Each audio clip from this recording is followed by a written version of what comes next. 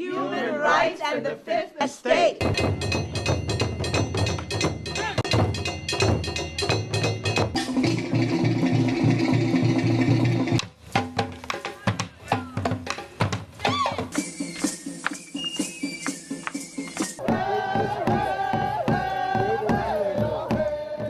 Comunidad. Daraja. Smile.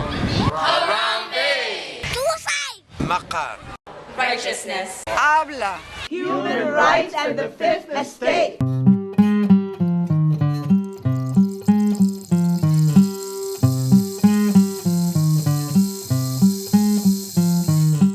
My name is Nicolas Chango. I am from South America, Ecuador. My people originally came from Lake Titicaca, which is now located between Peru and Bolivia. That's like more than 1,000 years ago.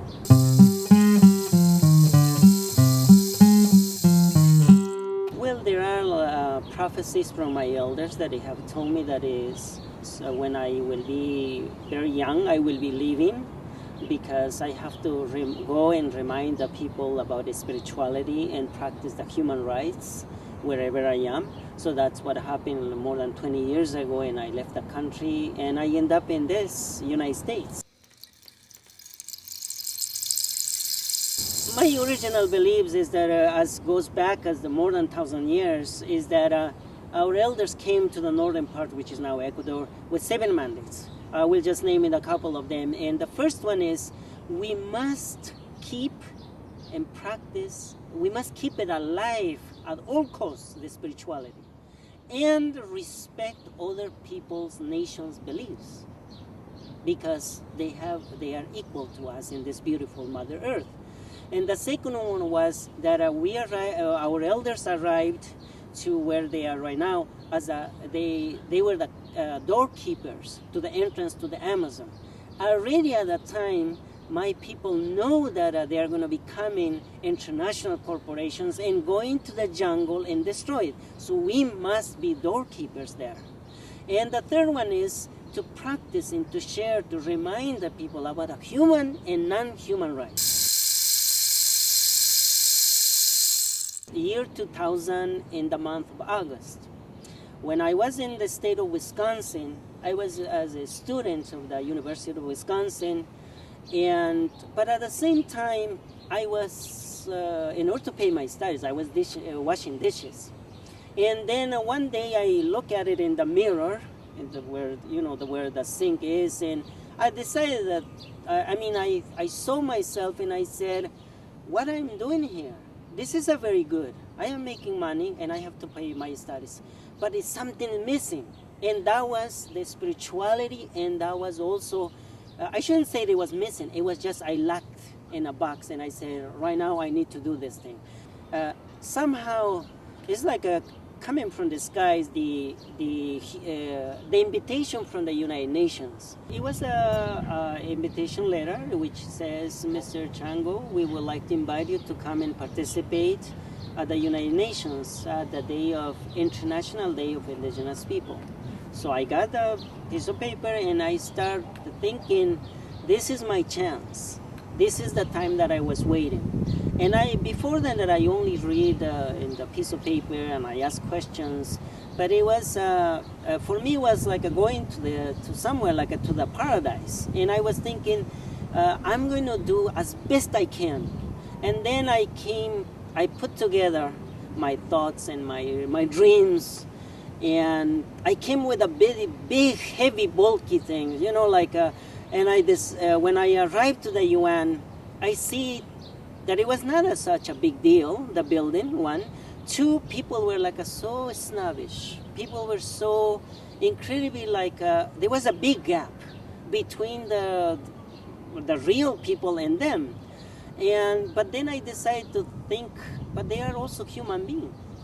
And they don't have I saw that they don't have a spirituality. It was missing.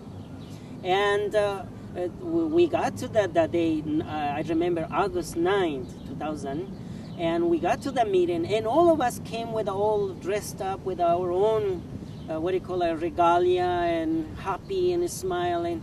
But when we got inside, And I was thinking, well, I was invited, so now is my time to participate.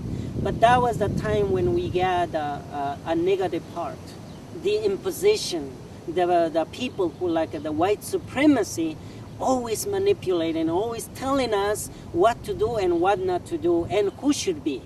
So, and then when I wanted to speak and suggest, they said, no, you cannot speak. Then I realized that I came from far away, and they cannot kill my dreams, I have to do it.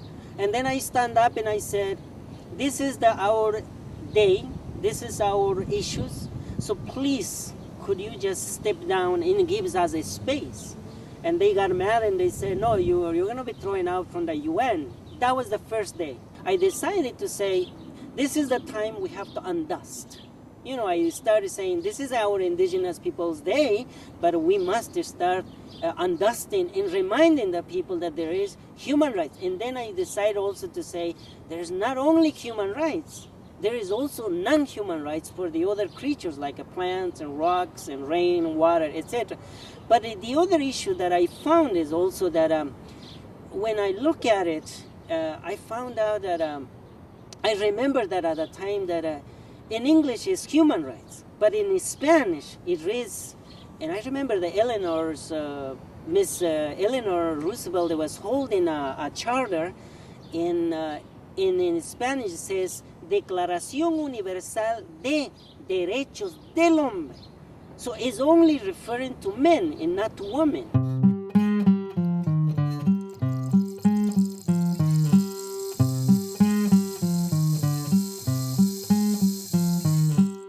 Our declaration, it is 46 articles compared to the Universal Declaration on Human Rights. Our declaration is 46 articles and refers to all kinds of beings, into this universe. It's not only like 30 articles referring to the human rights issues, but ours refers to the water, to the trees, refers to the sky, refers to the spirituality, refers to the women, refers to the gay and lesbian, refers to the the disabled people, the people who are there. They were humans. They are humans, but they are not like our kind. They are not in our side.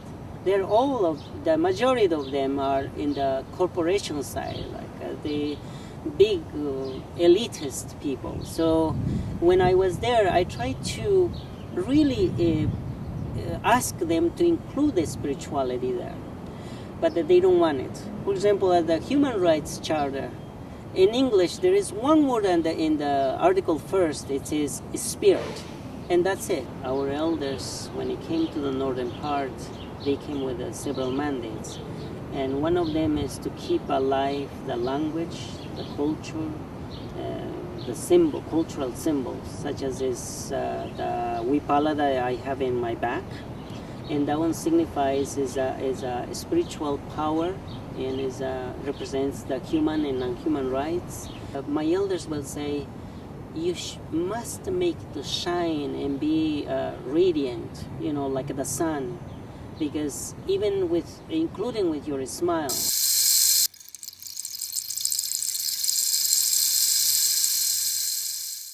When we start speaking in that way, they said, oh, the Indians are confused. I am not confused, and I was not confused.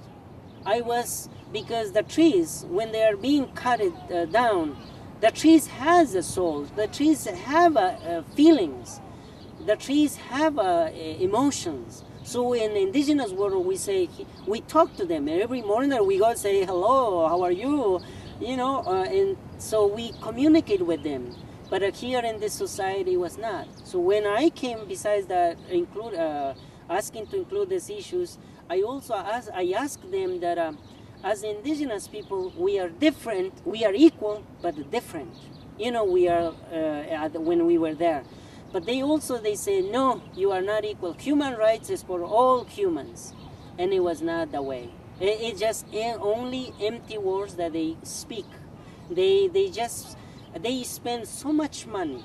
Human rights, it's a business. It's not an issue of spirituality or doing for somebody.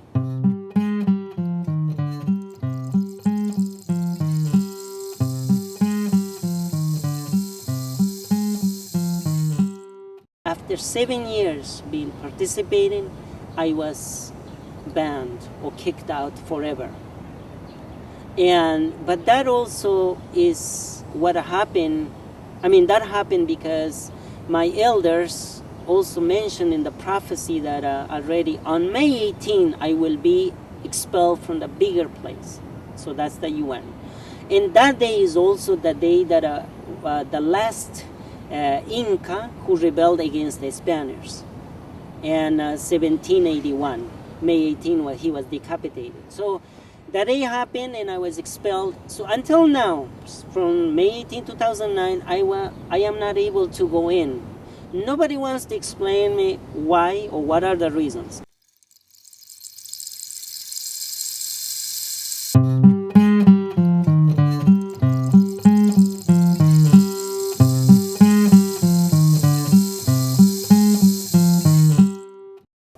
The UN still uses a model that doesn't take into account connecting at the heart. It takes into account connecting with our heads. So decision making, where people are seated, their little name tags around them. It's still what I would call a more patriarchal model.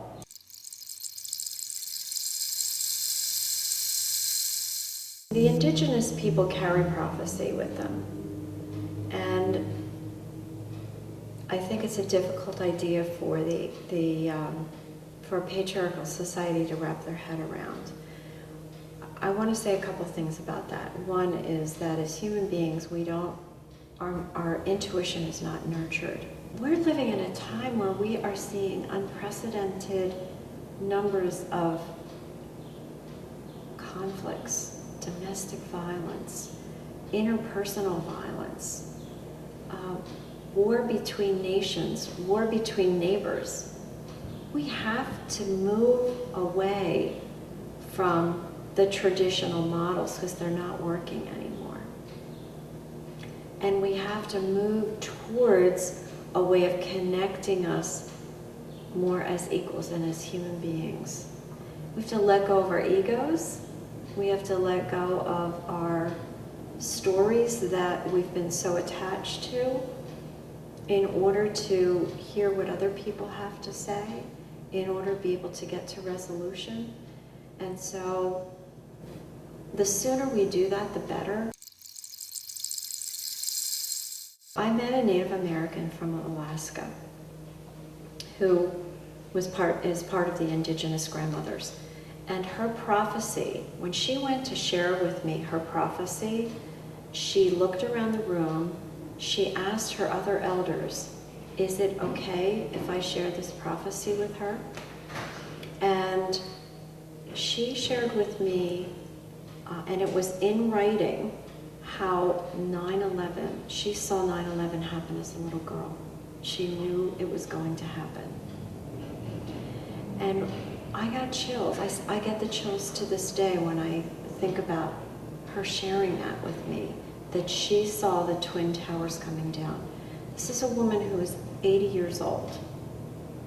The Twin Towers didn't even exist when she was born, yet she had this prophecy as a little girl. Her culture nurtured their prophecies. In other words, they didn't say, don't, how could that be possible? But that's what we do to so many people. We might feel something is going to happen, but we will have many people around us just poo-hooing the idea. So I'm a believer in being able to unpack a prophecy to understand it better. We haven't been taught to honor not just human beings, but the life that supports human beings. All we see is the human being. We're not seeing this vast support system that supports us. Every state has a UNA, United Nations Association, And these are real people that want to be connected to the UN, that want to be promoting the work of the UN. And I think that would be a place to start, to have conversations with these United Nations associations to say, who's not at the table at the UN? Who else do we need to be listening to? How do we create a more level playing field for everybody? Because we have not created a more level playing field for everybody. I think these are the bigger questions. I've often gone to speakers that come to the United Nations Association, and they usually stand at a podium with a microphone. They're speaking to an audience, and then there's a Q&A afterwards. That would have to change. And I think UNAs are open to that. I think that these are your average people who are listeners, who do want change. And they, in turn, will influence the United Nations.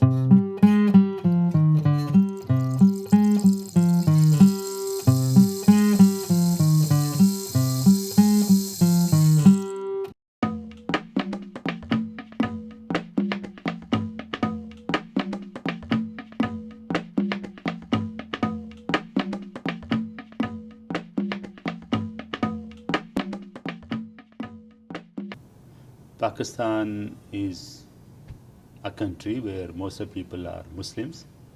We have a population of 180 millions, and about 3 million are Christians. And Christianity goes back to the 1st century in Pakistan. And we feel very proud that St. Thomas the Apostle, he went into that territory, which is Pakistan today, in the year 40 AD. So it goes by that early, almost about 2,000 years. So we feel pride in that Pakistan is a land where the seed of Christianity was sowed in the 1st century.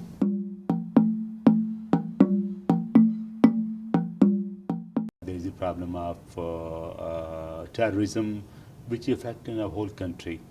And there have been attacks on the mosques, there have been attacks on temples, there have been attacks on Christian churches, there have been attacks on public places.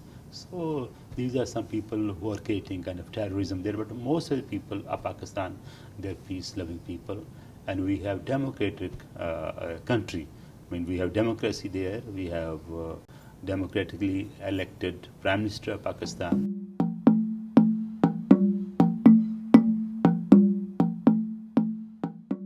Problems for Christians, one is that we are a minority and we are a very, very small number. And also sometimes we feel that we are made target on the basis of our religion.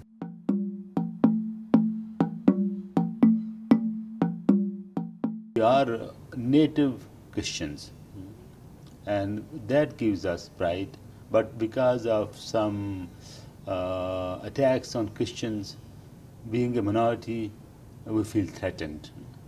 Like there was an attack on All Saints Church in Peshawar, in which 86 people were killed while they were coming out of the church on after Sunday prayer. These are people who are extremists, I would say, terrorists. But they attack whether there is a mosque, there is the attack on the mosque, their bus going on, they attack on the bus, the train, they will attack on the train, but they want to kind of create problem for the country and for the government.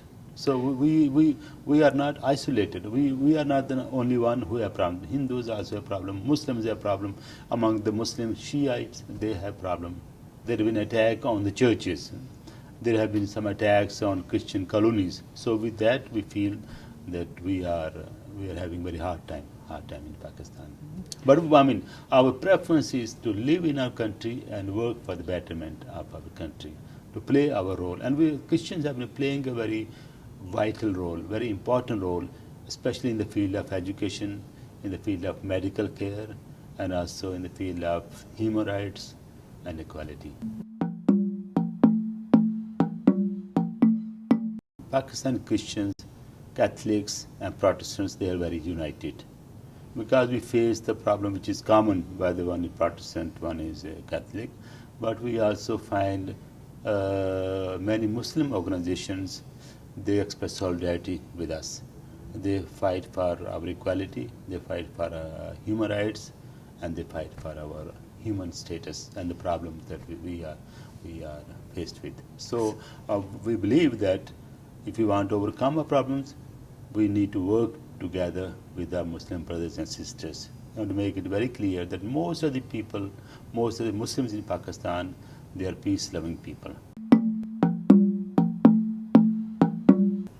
There are many families in Pakistan who have benefited from these organization, from this interfaith dialogue and harmony. Even in Peshawar, like when there was attack on the church, these were the Muslims first who came to the help of Christians, and they attended the people who were wounded in the attacks. And Muslims from the neighborhood, they brought kind of clothes for them and sheets to cover their bodies, and also they took them to the hospital immediately after the attack. I went there and I visited 4 or 5 Christian families, and they were witnessing that our Muslim neighbors, they have come to us, and they have come in our hard times, and they have helped us financially also, and morally also, and spiritually as well.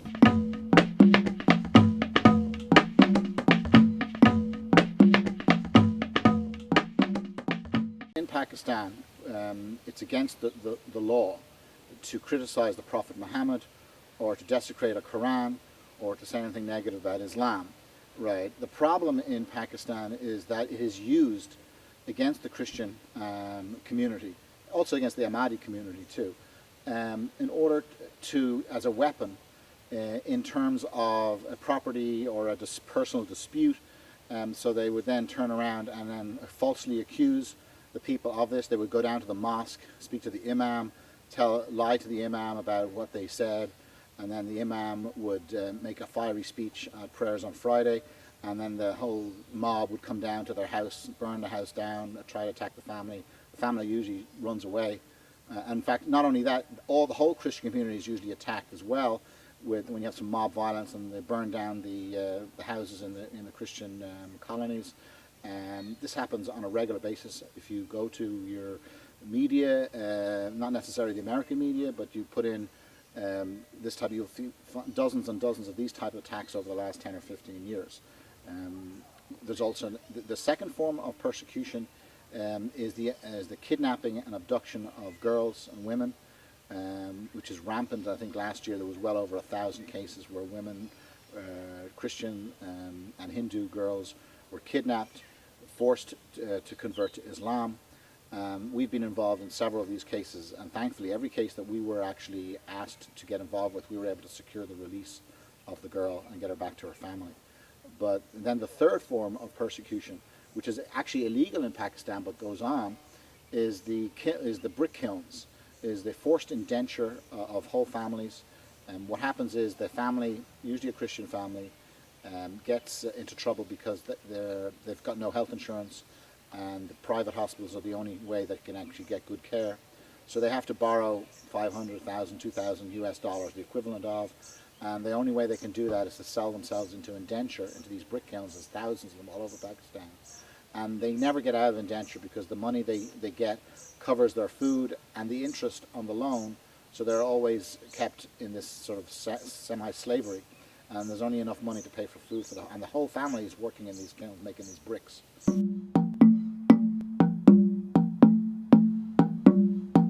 What we've done over the past several years is we've actually hidden people that have been falsely accused, and we've hidden them, and we've actually got them out of the country. We've smuggled them out of the country. I can't tell you how we do that for security purposes, right? But we have smuggled them out of the country, and we've done this with at least half a dozen cases over the last 2 years. And we've brought them to Sri Lanka and to Thailand. We registered them with the United Nations, right? And all these are all documented actually on our website, on rescuechristians.org. Our website documents all the cases that we help with. So I would say at the moment there's probably about a dozen cases that are, but then you get each year you get 5 or 6 new cases every year, right? And over the last 10, 15 years, about 300 cases, right, of blasphemy. But The blasphemy is a small part of the persecution, because you've got the kidnappings, right? And that's well over 1,000 cases a year in Pakistan alone. We were actually the only organization to actually get somebody freed and acquitted from court, which is very, very difficult, because the prosecution are corrupt, the judges are corrupt, or if they're not corrupt, they're afraid, right, to actually not give a conviction. In other words, they must convict. Even if the evidence is overwhelming against conviction, they will still convict, because if they don't, they're afraid of being shot by the extremists. What we're seeing is the history repeating itself, is the world ignoring the problem for the most part. I mean, you hear the odd news story here and the odd news story there, but the politicians, our leaders, this problem needs to be tackled in terms of getting to the real tackling by the president and his administration and the State Department, right, and even the Department of Defense. In the United States, we are the actually only organization that's involved in actually rescue work. And it's sad, because we've tried to reach out to the churches, the institutions, even the Jewish institutions, and no interest. And all our support comes from individual people through the internet, or people who know about our work. It's already starting to happen, but people need to get in touch with their local representatives. They need to organize within their own local community, because all politics is local. So if you have a local congressman, right, he needs to be made aware that he needs to start taking a stand. Also the church. The church is a very important component, because the church is silent in this issue. So if you're a member of a church, right, and go to your elders, go to your pastor and tell him, and not just, and one person is not good enough, you need to gather maybe 5, 10, 20% of your congregation